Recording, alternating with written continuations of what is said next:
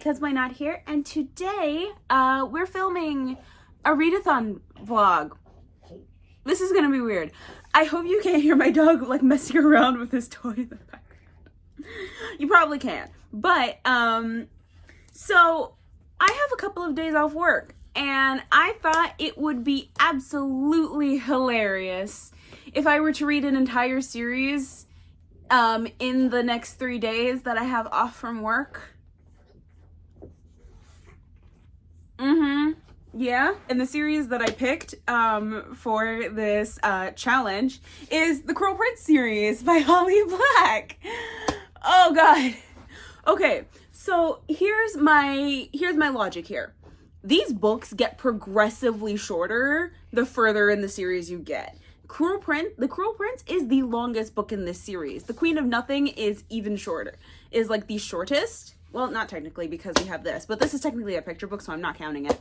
But like in the OG series, like excluding How the King of Elfhame Learned to Hate Stories, Queen of Nothing is the shortest book in the series, which is the finale. So I do believe for a fact that I can do this. I just need God to give me the strength. Me tofu. Anyways, so we're going to attempt to do this. So obviously we're going to be starting with The Cruel Prince, and my goal will be to finish that tonight, like binge the entire book tonight, and then binge the last two tomorrow. Maybe, possibly. I think I can do it. I really do believe I can do this. I want to finish The Cruel Prince and possibly get halfway through The Wicked King. We shall see. We're gonna do this in 48 hours. That's the short. I want to finish this book series in 48 hours. We are going. So,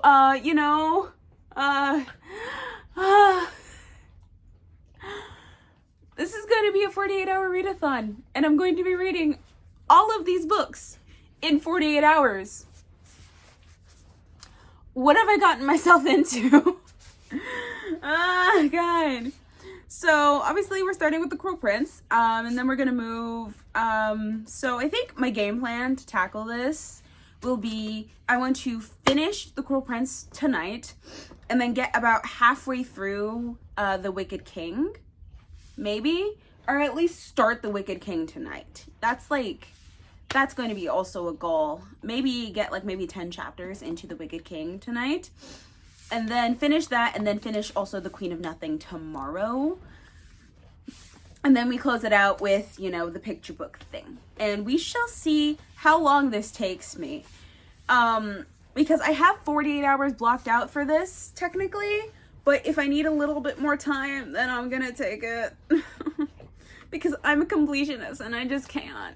I can't just not leave it uncompleted. That's just not how my brain works. So, that is going to be the game plan for,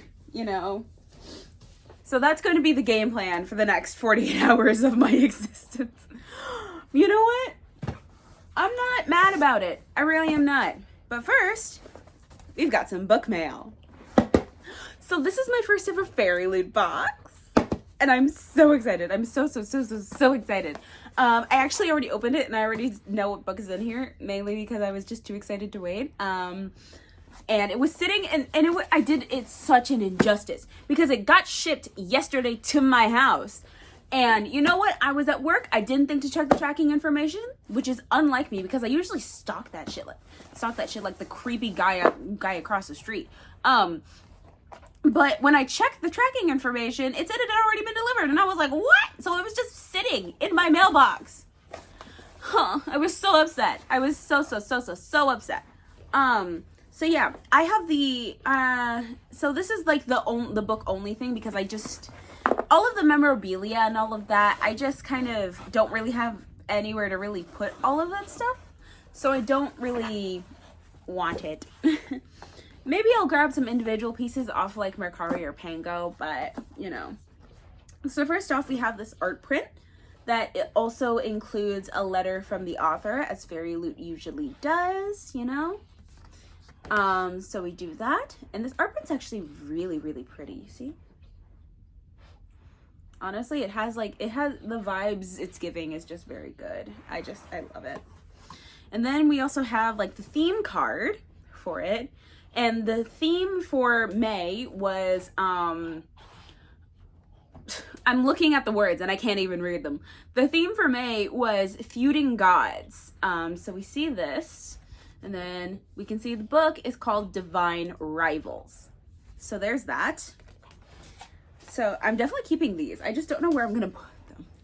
And then, you know, as usual, we have the book. And I'm so excited to show you guys this book because it is gorgeous. Absolutely gorgeous. Absolutely freaking gorgeous. Look at her. Oh, it's pretty. Isn't it just gorgeous? Honestly, isn't this book just absolutely stunning?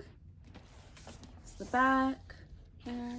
And then these are the edges that it came with, and I love it. I love the edges so much. They're just blocked on the other ends. But yeah. And then we've also got some really pretty art on the end papers. See? And then this is the naked hardback. It's just stunning. Do we see? It's just beautiful, beautiful, beautiful, beautiful. And oh wow, that crunch. So yeah, this book is called Divine Rivals, obviously, by Rebecca Ross. My dogs are messing around behind the camera. And essentially this book is a historical fiction, historical fantasy type thing. Where I don't exactly remember the exact synopsis. So this is kind of an enemies to lovers type thing because both of our main characters are competing against each other. But there's also like a magical war with like gods and all of that. Let me just read to you the, not the tagline, but like the first like little like section of the blurb here is, when two rival journalists find love through a magical connection, their fate depends on their facing the depths of hell together. Honestly, it sounds really, really cute, and I've honestly been in the mood for like more enemies to lovers and also like more romance books, because so let me say this. I'm not one for romance in books usually, but I've just been kind of like, I've seen a lot of it on Bookstagram, I've seen a lot of it on Book Talk, and I'm just like, I just want to be here for the vibes, you know? I want to see what's so good about it. Because back in middle school, oh god, back in middle school, that's when I was on my reading kick, where I literally was reading everything and anything I could get my hands on. And, at that point, let me set the scene for you. I had read, at that point in my life, I had read ACOTAR in middle school at like 12 or 13. And my little brain was like, yes, love it. So that should tell you a lot. However, when I ventured it outside of fantasy, because that's mainly what I was reading, when I ventured outside of fantasy, I gravitated towards one Colleen Hoover book. And that was November 9. I have nothing further to say other than that book quite literally ruined the entire romance genre for me. Like, entirely. For up until now, which I have just completed my first year of college. And I've just never picked up another romance book again. I never picked up another Colleen Hoover book again. I just was not interested because my little 12, 13-year-old brain was like, that's not right. And spoiler, if you haven't read November 9, or if you're wanting to read it, my brain was like, you don't just burn somebody's house down. You don't just, no. I was like, that was the part that majorly bothered me, other than the fact that her dad was also a piece of shit. But seriously, I just was not vibing with that, and I was like, is this what the romance genre looks like? What the fuck?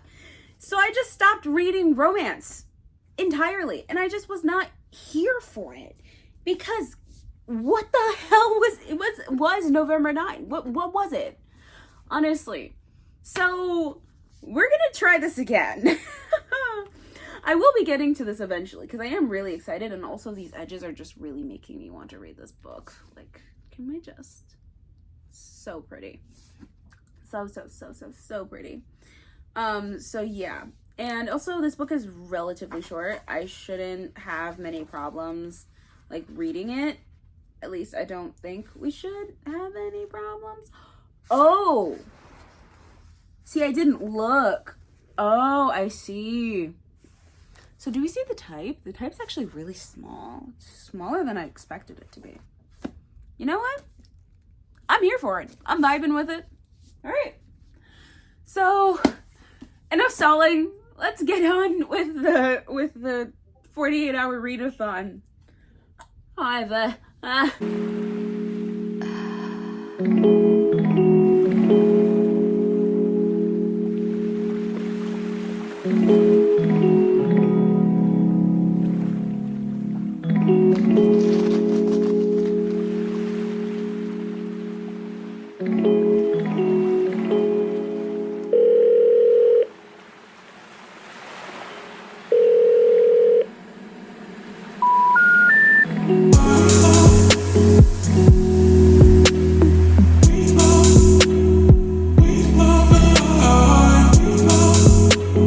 Let me tell you guys something. It is currently, I think, 9 or something at night.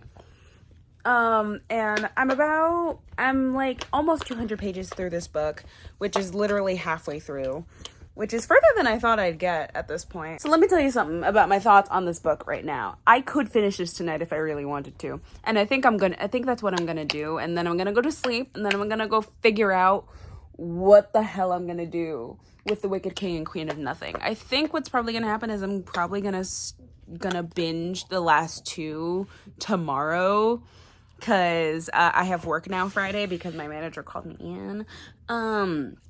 So yeah, there's that. But also, Jude, I don't know how I feel about this girl yet. Like, in the beginning, I really didn't like her.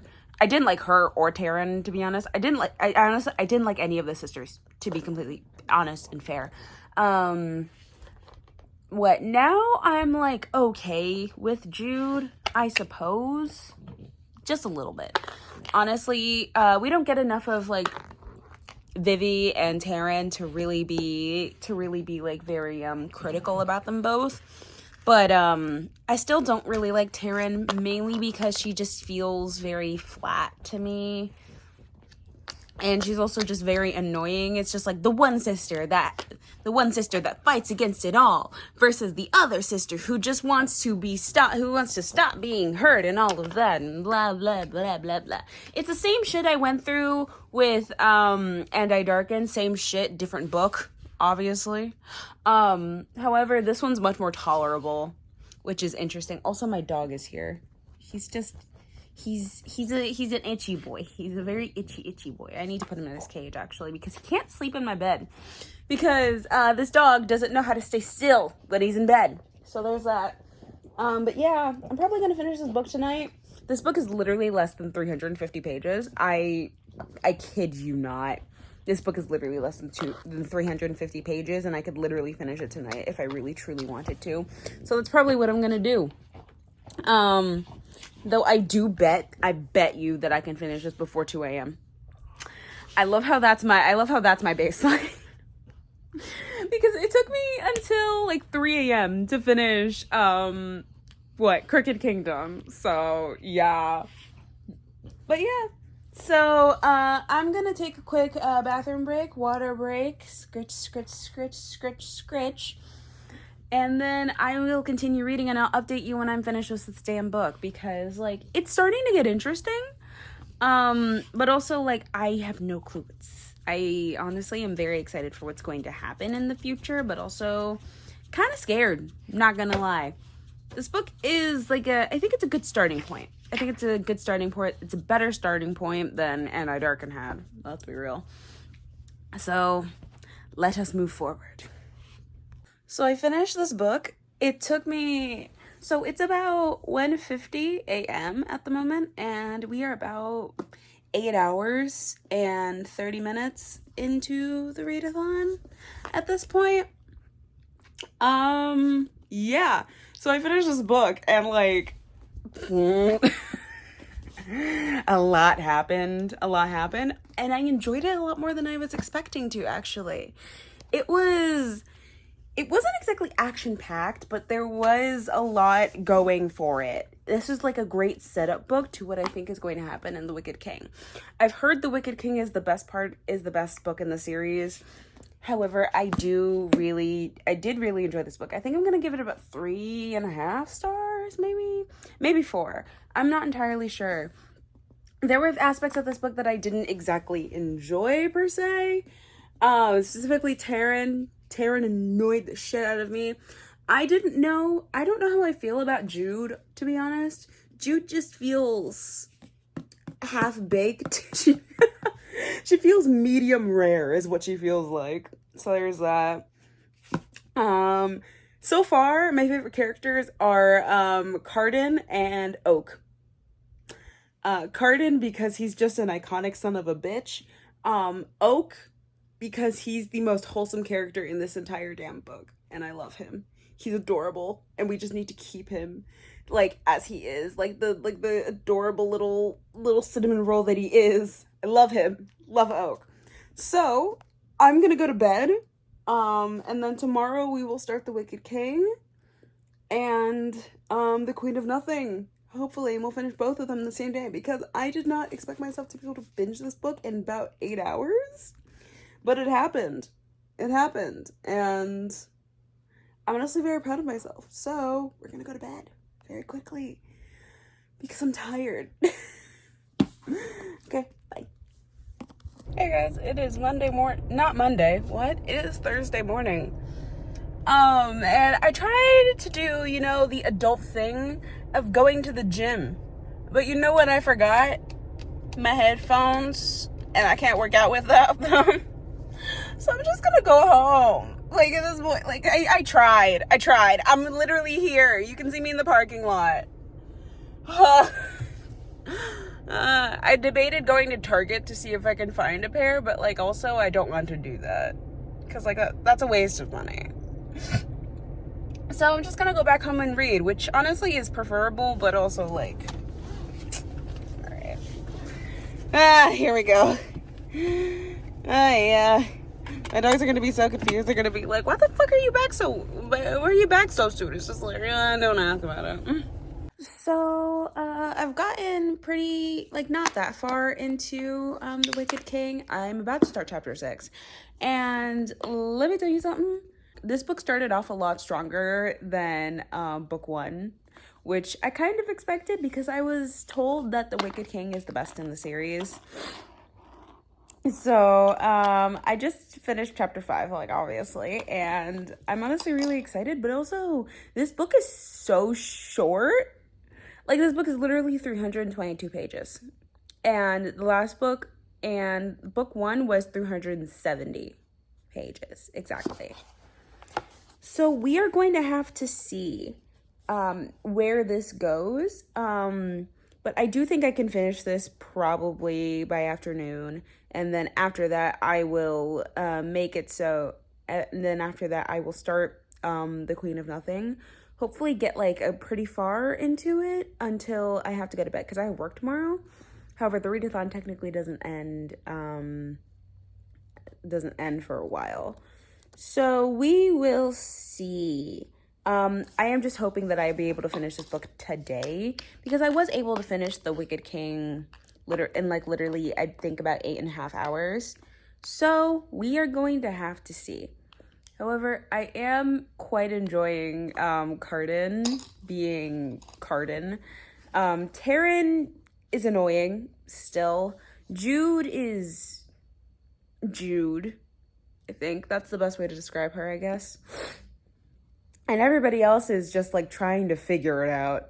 So I think it's absolutely hilarious. However, you know, we're just gonna see. I'll update you when I get finished through this book. I hope. Ay, ay, ay. I need a nap. Jesus.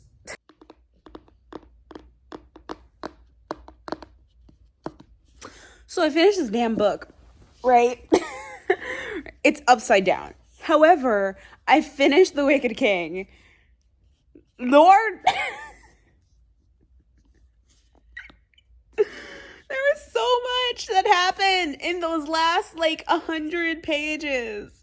What? I can't.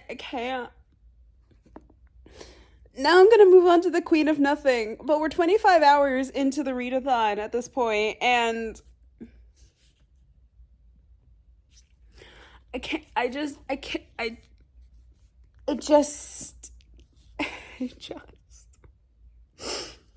uh...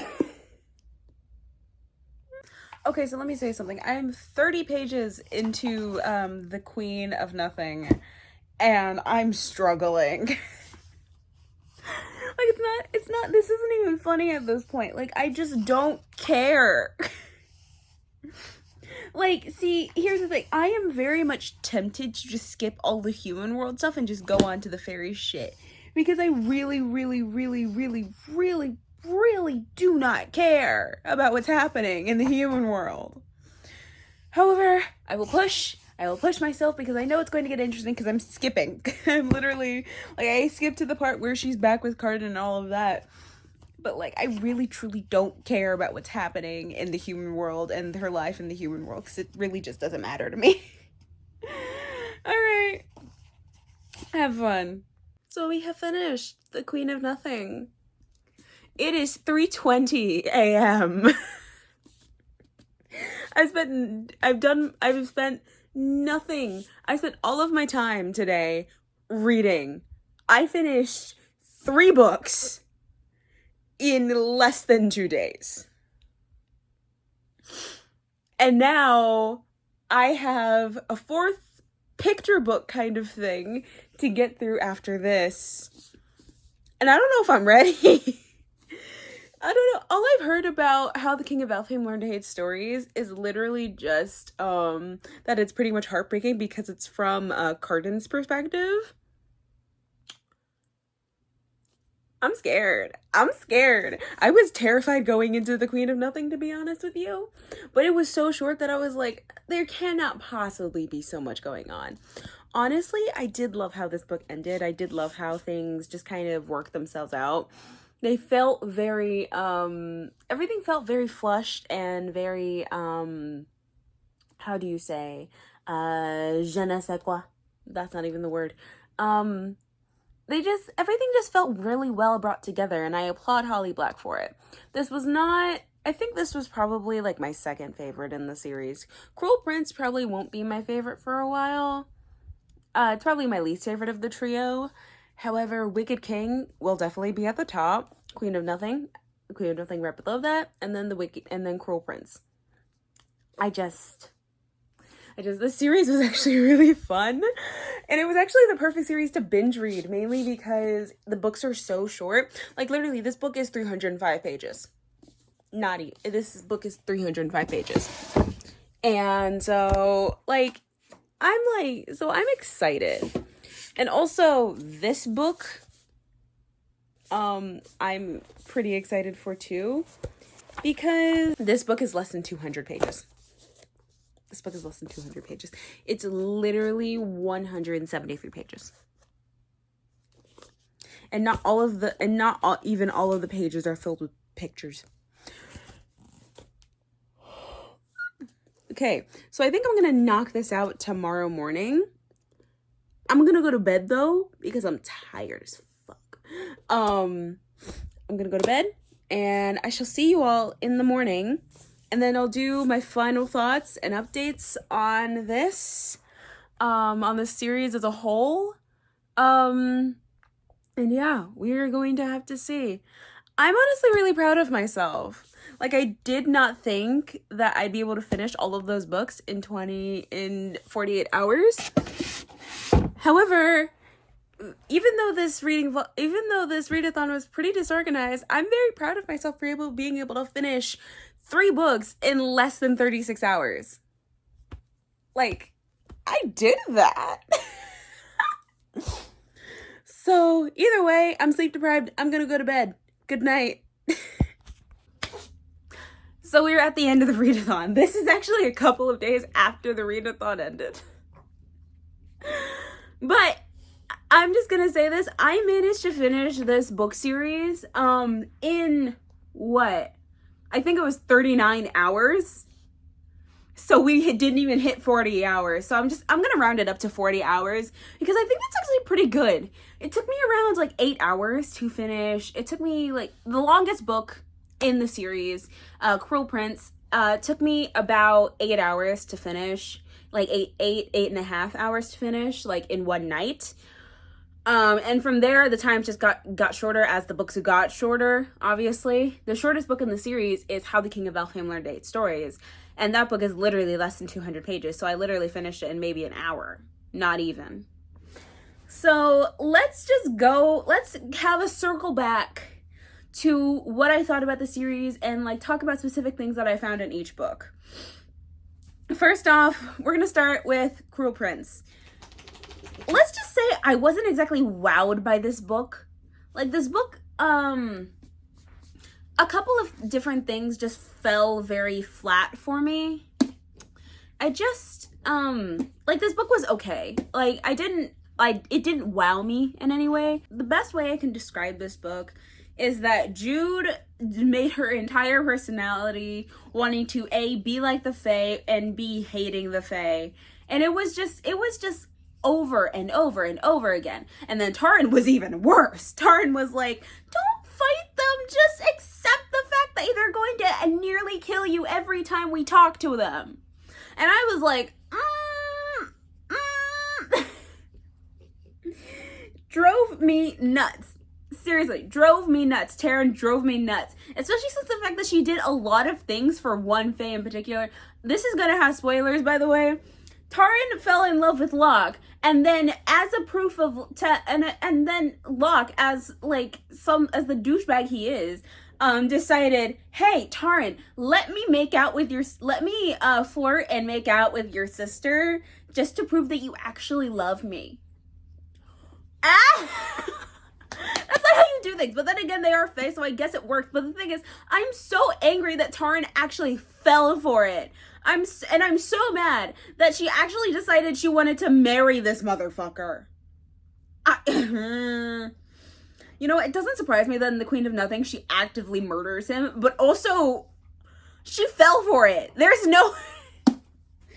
fell for that shit. I don't know why. I don't know how. Where were the mental gymnastics? I couldn't tell you. However, the brain cell was not with Taran anywhere in this series. Oh God, it's so ridiculous. And then Cardan and the rest of his friends, oh my God. So let me just say, in this entire series, Cardan and Oak are my favorite characters. Cardan, and also Oak because he's the most wholesome little bean that to ever walk this earth. And if anything happens to him, I will fucking riot. Okay. Let's just get that out of the way. I loved Cardan because he just always felt like more complicated. Like, he was so overly developed in this first book that it made Taran and Jude just, like, shy in comparison. Like, seriously, we got so much on him in this first book alone that I was literally like, brother, what? And also the enemies to lovers setup was also like a pretty good transition.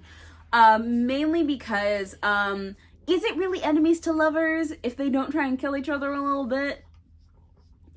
But then again, also, Cardan makes it very clear that he doesn't like killing, which is honestly kind of interesting for the Fae. And also interesting because Jude actively murders 2 people in this book. she murders like 3 people in the span of this entire series, but like 2 people in this book alone. It was honestly ridiculous. And then also, all of the reveals that just had to happen here, all of the things that just happened in this book were pretty interesting in my opinion. This book itself just felt very like lackluster. It just felt like we were just barely scratching the surface of everything, which I guess is the point of a first book. But it just didn't feel like it was done correctly, or at least correctly enough for me to say that this was a great book. It was a good book. However, it just wasn't the greatest thing I've ever read. So I gave it like a 3 stars on Goodreads, I think, because I did enjoy this book. I just didn't really, I just wanted more from our main character. I just was not vibing with her, honestly. Like, I just felt very, very annoyed by Taryn and Jude. More so by Taryn, but like Jude was also pretty bad. Bad. Like they fought, like Taryn and Jude literally fought over a man. A fae, but a man. Are you serious? They had a whole ass duel over a man because he's a piece of shit and Taryn fell for it. And Jude was mad because quite literally she got used. That's literally it. So this book, great setup, however, not the greatest execution of that setup. It was good execution, not great, good execution, however. Okay, so let's get into The Wicked King. So, I didn't love it. I did love it, but I didn't love it. I'm not like in love with everything with this book. This is definitely the best out of the series. Let me be real. So let me just say this. This book was really good because it tackled a lot of things that I didn't expect it to tackle. Taryn's annoying still because she's engaged to Locke this entire fucking book. And she's not exactly flaunting it. However, she's just kind of like wanting to sweep everything under the rug that ever happened. And I'm like, are you kind of gaslight Jude right now? Just was not cute. In my opinion, this book was like really, really good. Definitely the best out of the series. Like the original 3 of the series anyway. We'll get to how the King of Elfin learned to hate stories. However, the way the family dynamics in this and like all the politics and all of that were those were handled really well. I liked the execution of those. However, also everything kind of felt like everybody was had like, all of these people just had like one personality trait, it felt like to me. And it was and that's kind of to be expected. Mainly because, like, we don't get to see much of the counselors. We don't get to see much of, like, the counselors and all of that. However, we also don't get to see much of Jude running the country. She's mostly just dealing with overseas threats instead of actually running the country. However, and Carden over here, he made it very clear in book 1 that he was not about to run this country. He was like, I'm going to sit here and warm the throne. You do the work. And, like, honestly, props to him, because that's really all he fucking did. He was just king for no reason in particular. He was just king because he needed to run the throne because of Oak and all of that.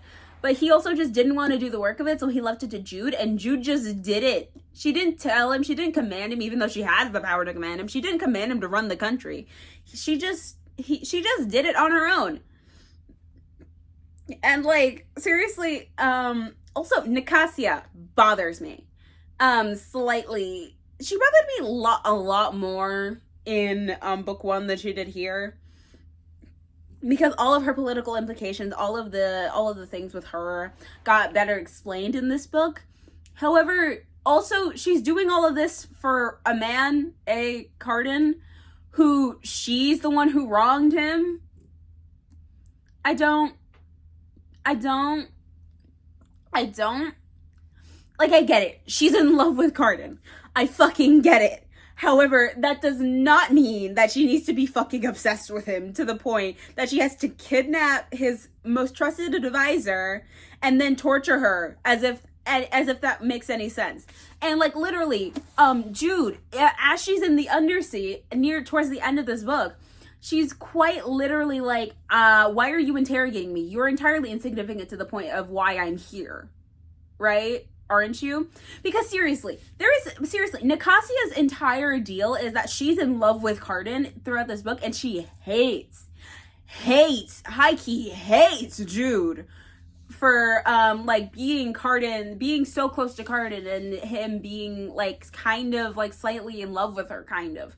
And like, I get it, Nicasia, but also you're the one who did something wrong. You're the person who actively like cheated on him while you guys were together. Though it's never explicitly said that they're together, it was implied that they were together. And like, even though Cardan technically wasn't kind of that into it, he still actively cared for Nicasia, but she still cheated on him with Locke. Because that's all Locke does, which is ruin everything. Locke just drove me nuts here. I'm glad we didn't get much of him, because swear to God, I would have thrown the damn book if we got more of him than we did. And then, Nicasia, she's doing all of this for a man. She's torturing Jude for a man for no reason in particular. I don't like it. I didn't like it very much, but however, I do get it. Like, it just high-key bothered me. Okay. So there's that. And then let's talk about Cardan making her queen of the fairy and then exiling her. Like, seriously, I got to the end of this book. He rose a whole ass island from the undersea just to stick a point to the undersea's queen. I forget how to pronounce her name. She's Queen Orla or something. And he literally just rises an island out of the sea just to stick it to her. And then he brings Jude with him just to watch shit because he wants to show off or some shit. I don't fucking know. However, what does happen is that apparently, and get this, because you're never gonna believe this shit. You are never gonna believe this shit. He asks her if she killed his brother. And like, granted, he had found out that morning, so his plan was kind of hashed out. However, he exiles her to the human world. And there was not even a love confession in this book. He just like, marry me. And she went, fuck it, okay, I guess. Because they don't exactly hate each other at this point. They're like, they have well gotten into the past of the realm of love, right? She marries him, and they don't announce anything at all, which probably should have been my first red flag. However, he exiles her to the human world after finding that out, and she's like, but I'm your queen. And he's like, yeah, go. And I went, for why? I went, for why? Why would you do all of that just to exile her? For why, Cardan? For why? As much as I loved him, I just did not understand this point here. I mean, in the Queen of Nothing, I got it. The point was explained and all of that. However, you did all of that. You let the Undersea attack part of your kingdom to get Jude back. And you made her your queen. And then you exile her. For why, Cardan? For why? And I'm yelling because it's so ridiculous. Also, Matic. Can we talk about how iconic that man is? I haven't gotten into him or anything. Oriana, Vivian drove me nuts, by the way. Vivian, she just didn't care enough about anything. She was like, not my fucking problem. And then she actively lies to her girlfriend and glamours her girlfriend, and because of all of that shit her girlfriend nearly gets killed because of her, because that's just how it works, I guess. Vivian drove me nuts, but this isn't about her, because I think I could go on like a 20-minute rant about her, but also I don't care enough to go on a rant about her. Taran also drove me nuts, but in a different way, because she was just too willing, in my opinion. She was just too willing to do nothing. She was just too willing to try and live peacefully. However, she should have known that was not going to happen based on the fact that she was raised in fairy and she's been bullied all her life for being human. I don't know why she didn't. I don't know why she just wanted. I understand why she wanted to just be left alone. However, I don't know why she had to try and accept the fact that she was going to be almost killed by every fairy that almost saw her. I didn't understand. So yeah, like, again, this was the best book in the series because a lot happened and there was a lot of politics that I was really enjoying, actually. Again, the counselor members felt a little flat. Like, there's one that's obviously there just to undermine Jude's authority as both a human and a woman. Like, and he goes into like and it's just the whole thing. That's all that really needs to be said. However, I did really enjoy this book. I gave this one not 5 stars. I gave this one 4 stars. Because I liked it. I just didn't, I loved it. Well, no. I didn't love it, but I liked it enough to give it that rating because it did give me everything that I kind of wanted out of book 1. Whoa, okay. And then let us speak on the Queen of Nothing. So this book starts off really freaking weak. Like, it goes on about how Jude is living in the human world and the mortal realm and all of that. And, like, she's, like, going back and forth on how she hates Carden for exiling her and all of that shit. And she's just in the human world trying to vibe.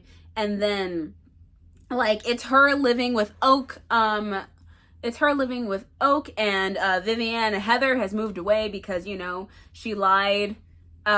She lied and broke up with Vivi because that's just how it works. And Vivi quite obviously deserved it.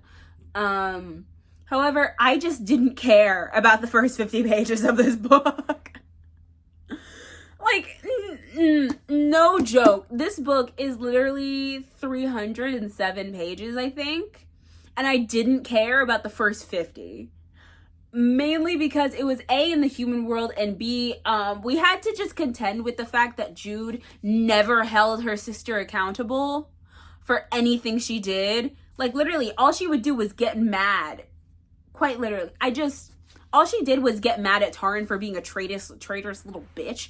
And then she just went on and be like, okay, sure, I'll fucking lie to the entire court and my husband for you. No problem.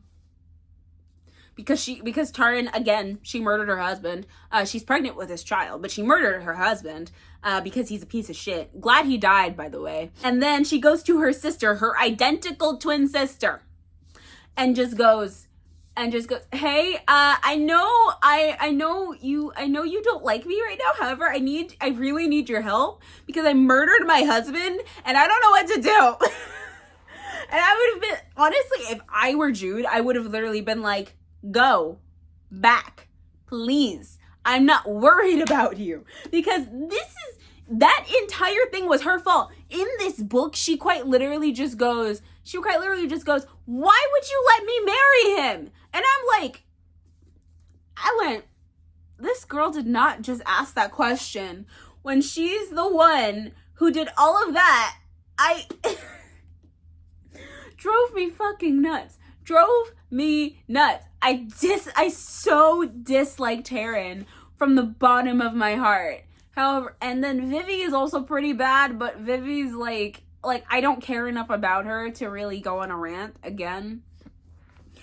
However, I think that, like, Jude was very much more fleshed out in this character. She had to, like, very much adapt to situations quickly. And she did a lot of things really well. Especially when she had to, like, literally take over the kingdom because Carden turned into a fucking serpent. Yeah, Carden turns into a whole ass serpent for, like, a couple of days. And, like, this is how it is for maybe a week, I think. And Jude is left to be High Queen of Elfheim, with everybody just trapped in the palace and her father outside against her, working against her. It's hilarious. Also, Madoc, still fucking iconic, but he's working with these creepy people who have muzzled their daughter, and it's just gross. However, Madoc, like, I get his point of view. Madoc's entire thing is just like, yeah, Carden's not going to be a good king because he just never, it's just like, he's just never displayed the good qualities of being a king. And like, that is true, but he's had a reason as to not do that. You just never cared to learn. Which is also true because he's Grand General and he's also like one of the races of fairy that wants all bloodshed all of the damn time. So, like, I get it. I get Madoc's point of view. I really do get it. However, doesn't mean he's right. And, like, also, his whole thing, the father-daughter relationships going on in here are actually amazing. Mainly because the relationships aren't as black and white as I thought they would be. Because Madoc quite obviously still loves both Jude and Taryn.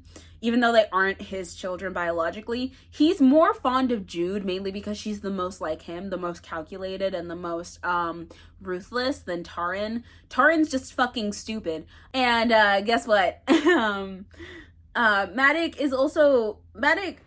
he's also actively like very proud of Jude for all of the things she's achieved, even if they have been against him. And he's very aware of the fact that even though she is very young and she is human, she has bested him several times over, and he's willing to acknowledge that. He's willing to be very proud of her, and that's what he is. He's very, very proud of his daughter and what she's achieved. However, that doesn't change the fact that he still wants to be king by putting Oak on the throne, which is why Oak is like out in the mortal realm and all of that. But like, still, I think I really like Madoc for the simple fact that he's more complex than just being evil. He's not the big bad, really. Even though he gets captured, he gets captured at the end of this book and very graciously accepts his punishment from his daughter. And like, that's the kind of humility that I wish most parents had. Because you can be proud. You can acknowledge the fact and be proud of the fact that your child has bested you. And not be mad about it. Like, obviously he is kind of mad about it because she's working against him. This is a very special circumstance. However, there are a lot of levels, especially since the fact that he raised them and he's taught them everything he basically knows. And Madoc is very, very, I think he is a pretty decent father. It's just the fact that it's his, like, whole bloodshed and his centuries and centuries of war that's like really honed him into what he is, which is a bloodthirsty, crazy person. So yeah, like, I'm not entirely, like, I don't befall him for his actions. I don't do that, really, because he has a reason for them. And he also is very humble in the fact that he knows that Jude is very smart and has bested him several times over. I know he loves Taryn because he didn't automatically just refuse her the right to marry fucking Locke, even though he probably should have. Like, seriously, like, he knew what was gonna happen, but he also was just like, yeah, Taryn, I don't care what you do. I'm content to just let you hang yourself. And that's what she fucking did until she murdered Locke. Which also, that's the only thing I liked about Taryn in this book, that she murdered Locke. Literally, that's it. I'm also very happy that they didn't have like the whole like pregnancy plot line. This book wasn't even long enough for a whole pregnancy plot line in this, like, seriously, not even long enough. This series as a whole, it like starts off like decently weak, goes into a very strong book, and then ends off also pretty weak. But it's mainly because of the length of the books. The books are not long enough to have conveyed everything, but I think they're also a pretty decent length for people who don't have that great of an attention span. And the thing is, the story moves very, very quickly. But not so quick in the fact where you just feel like you're running around not knowing what anything is going on. It's honestly really very interesting, I think. And the fact that the story just kind of ended the way it did, with all of that, with Jude and Carden being named high rulers and all of that, I liked the way that ended, mainly because it just felt deserved and all of that. So let's get talking about how the King of Elfhame learned to hate stories. I'm just going to say, this was my favorite book out of everything I read in this 48-hour readathon. I gave this book 5 stars. quite literally, there's no other words for this book other than the fact that I wish we had gotten a Carden POV in that series, because that would have made things 1,000 times better. Like, I'm not even joking. I think the Queen of Nothing, like, in the editions I have, it has some letters from Carden to Jude that his mother burned and all of that. So that's like the barest we get of his perspective. However, we do have this book, which is completely from Carden's perspective, about his childhood and things that happen after he and Jude become high rulers and all of that. And like his perspective on Jude and how he sees the world. And it's honestly so interesting because Carden is so much more complicated. Like, I always got that vibe from him. He was always much more complicated than he let on. That's just how I saw him. And that's why he's one of my favorite characters within this book. However, getting this book, seeing his POV, seeing him be as complicated as he is, seeing everything that shaped him into what he is now, just was invaluable to me, I think. Because this man had the shittiest of childhoods. He has the shittiest family. However, he still turned out to be somewhat decent. Like, he's cruel, yes, and he freely admits that. And he doesn't want to be anything else. However, he's a product of circumstance. And regardless of whatever, he turned into a better person than he was with Jude. He gives her the credit that is due for that. I honestly very much appreciate the fact that that we got this book and got Carden's POV, because Carden was one of the characters that I wanted more from, because he had such a presence whenever he was on page. He had such he was so funny, he was so ridiculous. It was honestly hilarious for me. However, I'm glad we got this, mainly because I think he's everything I ever wanted in like a character, really. He's snarky and complicated and tortured and all of that. Oh shit, crap, sorry. He's all of those things, but he's also like the most human, I think, considering the fact that he isn't even human. He has a fucking tail. But like, yeah, this book was very insightful into Carden and all of his thoughts and all of his thought processes and all of that. I just really enjoyed this. This one, honestly, was the only 5-star in this video. And to be entirely honest, I don't have any footage of me reading this book because I read it so quickly. But this book was great and I loved it. Honestly, this was the only book like I loved in this series. And like, I know it's pretty common to be a Carden stan, to be honest, but like, I truly stan Carden for all of the things. I just love this man I just love this guy as a character, and like his entire personality, because he always felt more developed than everybody else in this series. And I just kind of loved that energy, really. So that concludes the readathon. Honestly, I didn't think I'd be able to do it. I was very, like, around the 30-hour mark, I was like, am I really going to be able to do all of this? I was scared. I was scared. However, I was able to do it within 39 hours. It was great. Honestly, binge reading a series in one go in 2 days was a lot harder for me, because my attention tended to wander a little bit, especially in the parts where I didn't really care about what was going on. Queen of Nothing. However, I felt as though like this was a really good experience for me to find out my reading speed and how much I can actively read if I really push myself to do it. And I think it helped having like a continuous series to like pull myself into the story, be familiar with the characters, and like be very familiar with what was going on in the world and all of that. I felt really, really comfortable doing this reread. Not doing this read because I just felt kind of like at peace with it.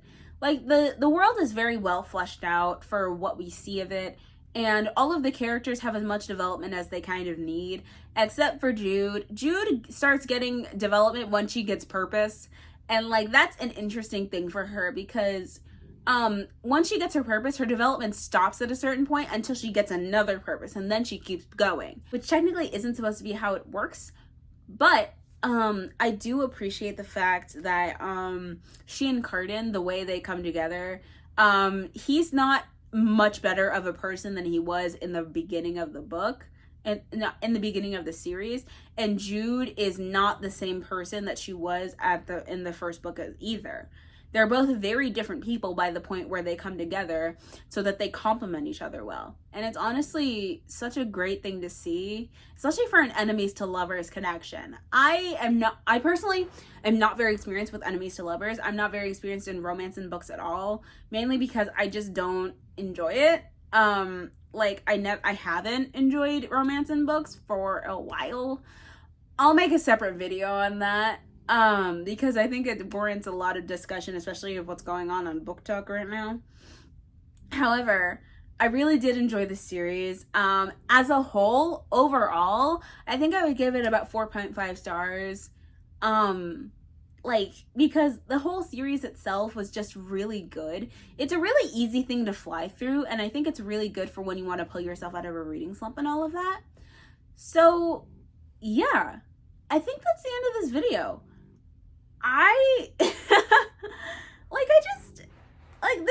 I'm honestly very proud of myself for being able to finish all of these books, 4 books in 48 hours. I bragged to my coworkers about it. Literally, I bragged to all of my coworkers about it. And they were like, "You did what now?" And I'm like, "Yeah, that's what I did." And they were like, "Jesus Christ, girl." And I'm like, "Yeah, deal with it." So anyways, guys, that brings us to the end of the video. If you enjoyed it, please give it a big thumbs up, and let me know in the comments what you want to see from me. Books that you think I should move up my TBR, other books that you think I should read in a readathon. I enjoy getting comments from you guys. It makes me feel really appreciated and loved, and it's really exciting whenever I get comments from you guys. And if you also enjoyed this video, please subscribe. And if you want to see more of my content, hit the bell icon so you know every time I post a new video. I'm posting about once a week now, and I'm actively doing it consistently, which I'm also very proud of myself on. So thank you guys so much for watching. I love you, my little Lumas. Bye.